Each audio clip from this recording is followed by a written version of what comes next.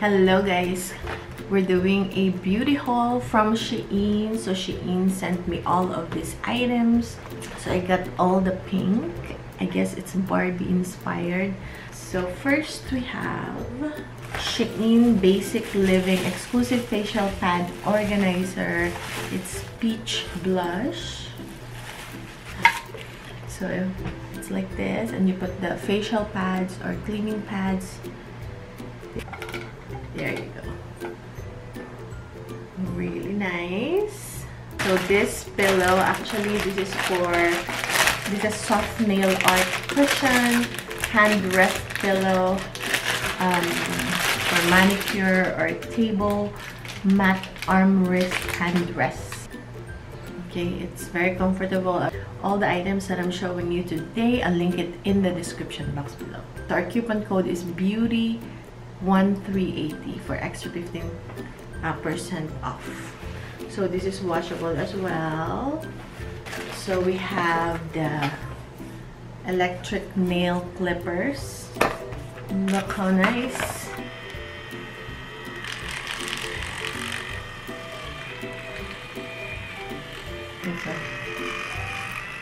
Oh wow. Okay. Nice. It also comes with a brush to clean this first and charge it. There you go. This one is electric deep pore cleansing face cleaning brush, and it massages also. Oh, I love this. Nice. Okay. And it's silicone, so it's easy to clean, and it has a power button here. I just had a hard time putting the battery to twist this thing. 8 pieces makeup sponge. Okay, so I'm gonna separate this one because I used it already on my face. Super nice. Next one is our false eyelashes with pink glitter, thick slender ombre. Wow, this is mink lashes.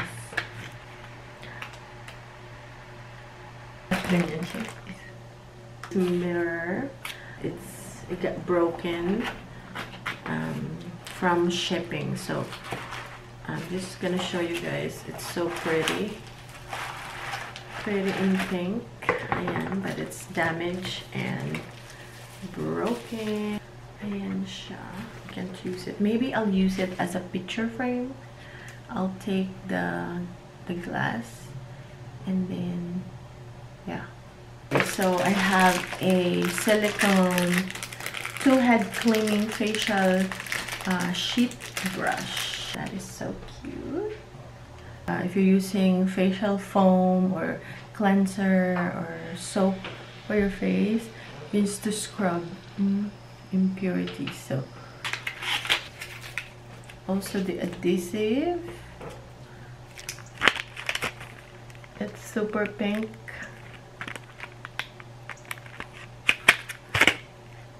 And there are another set here, 24 pieces, mini flashlight for quick drying for nails. So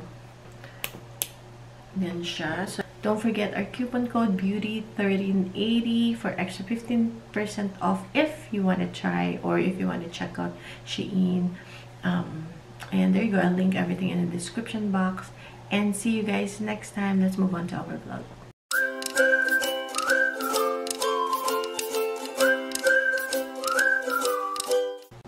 Hello guys! So today marami tayong ulit nakuha kahapon na kamatis. Ito pa yung tira, kalahati nito, pero yung kalahati bago yun, yung galing sa nagbigay kahapon. So kahapon may nagbigay ulit, dinala dito sa bahay. Sobrang dami ito guys. Napakita ko na to kahapon. Ito, tsaka kalahati nito. And then, ang gagawin natin is akin siyang tatanggalin yung balat and seeds. So, yan. And ating siyang gagawin na sauce. Okay? And then, papakuluan or, I don't know. Basta, bahala na. Yung iba, if i-freeze. Tapos, i-freeze natin. Meron ding eggplants. Ayan. So, maraming tatanong sa inyo, ano ang reason ba tinatanggal ang buto? So, kung mapapansin nyo sa aking mga video pag nag-prepare ako ng, prepare tayo ng kamatis, tinatanggal ko talaga yung buto and tsaka balat. Yung unang batch, nung last week pa, kasi patatlong batch na to na binibigyan kami every week, is finris ko, tanggal yung balat and buto. And ang dahilan doon is mataas siya sa lectin.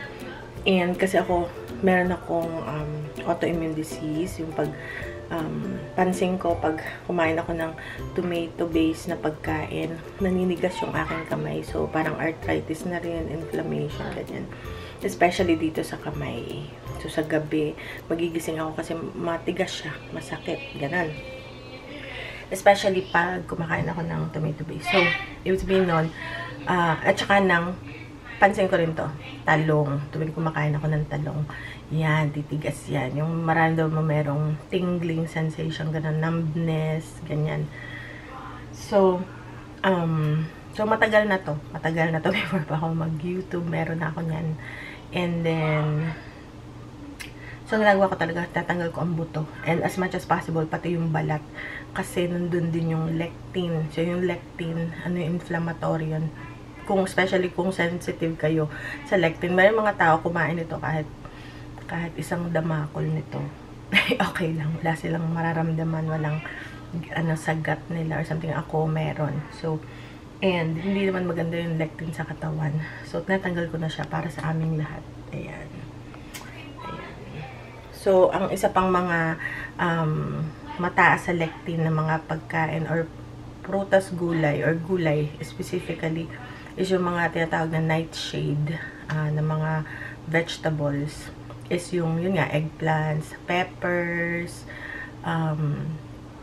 tomatoes, yan talaga. So, para maiwasan yun daw lectin masyado na pumasok sa katawan nyo, especially mayroon kayong inflammation or meron kayong sensitive kayo dun sa lectin na yun, is lutuin mo siya ng ayos. And nga, tatanggalin mo yung balat. Yun. Kasi nandun yung lectin.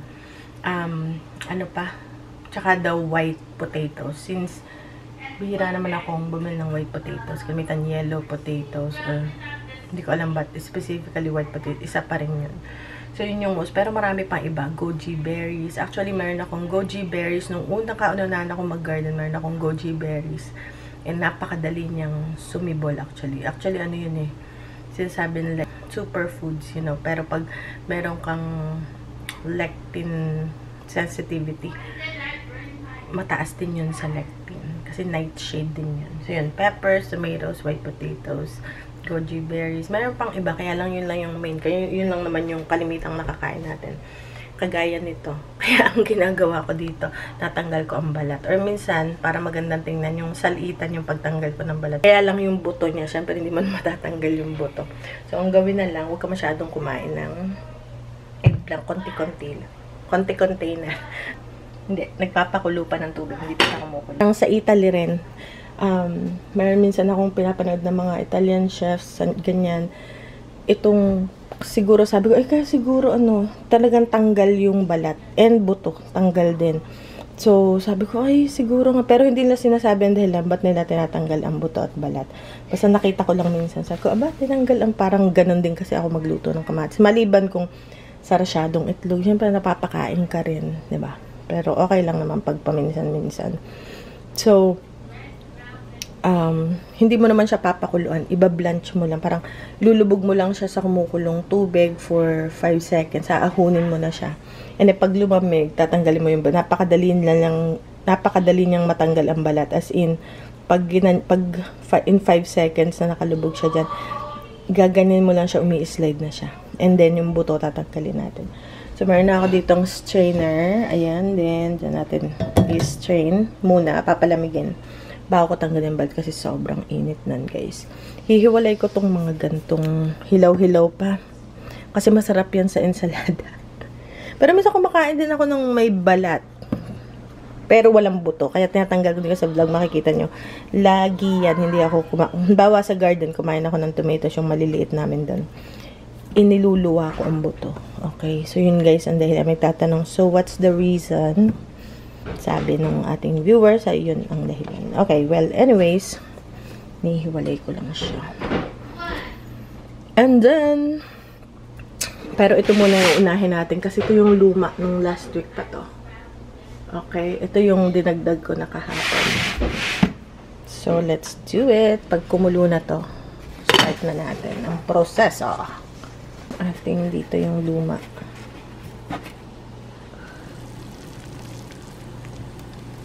Sige, pwedeng 10 seconds. Aray! Ang init. My goodness. Okay.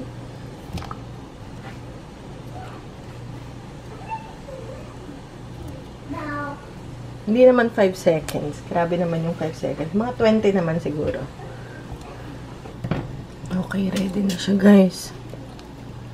Siguro ano naman, mga 45 seconds. Pwedeng 1 minute. Ganun. Ito yung kahululi. Yung sa ilalim kasi, guys. Yung nauna. So, dito ko lang siya nilalagay.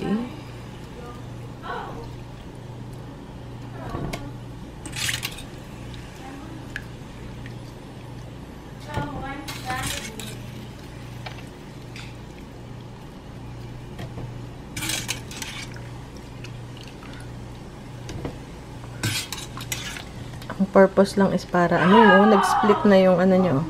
Pag kasi sobra o mabababad na, masisipsipin nyo yung tubig, ganyan. Nag-split na yung balat niya. So, okay. Alright, so yan na guys. Ayan na ang mangyayari. Ayan. Ganyang kabilis.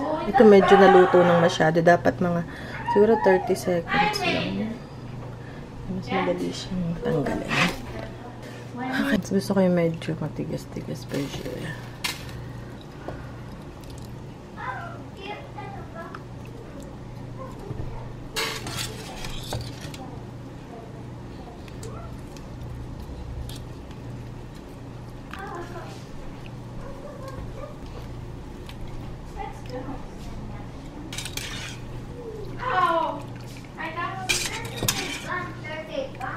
Okay guys, so yan na lang muna. And then, papalamigin lang natin. Okay. Kasi puno na tong lagyan ko. Ayun, nag-split na siya.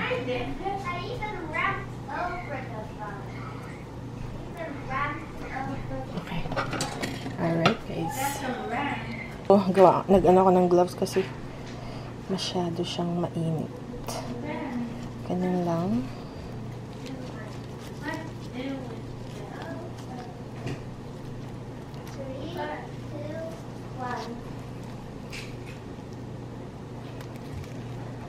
Okay. Kasi hindi ko siya ma-pinch. Ano ba yan? Yun.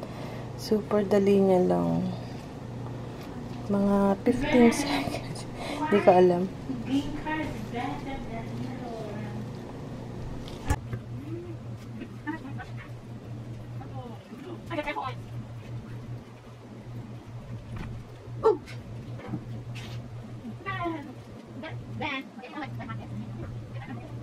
Kuya, grabe mo ha? Yung kanya bakit ha? Wala sa misay mo? No? Saan po? Hindi sila ba? Teacher?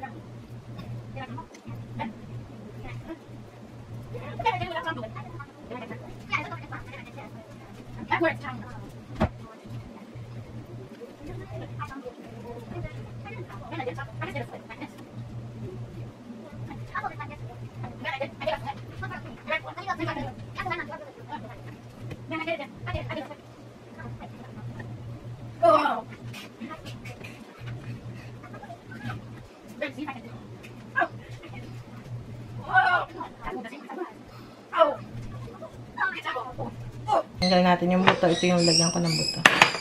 So, ngayon, may freeze na. Hindi ko na muna siya pala lulutuin.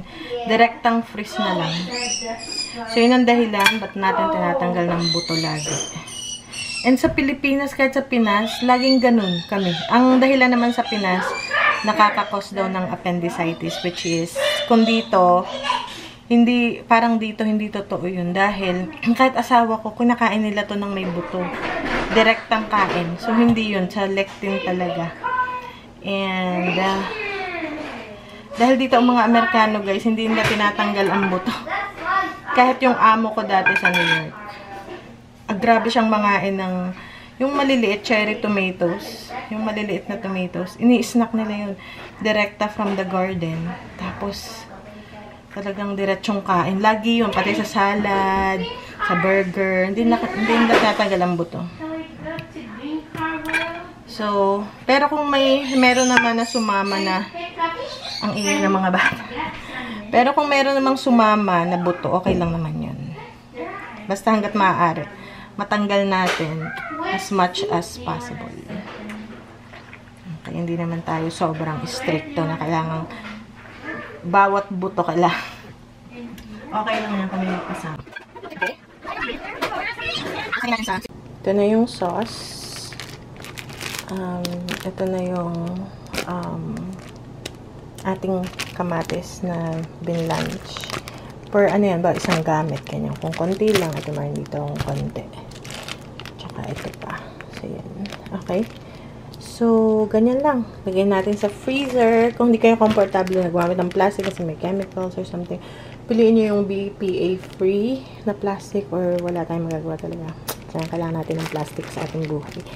Okay? So, lagyan natin sa freezer and ready na yan.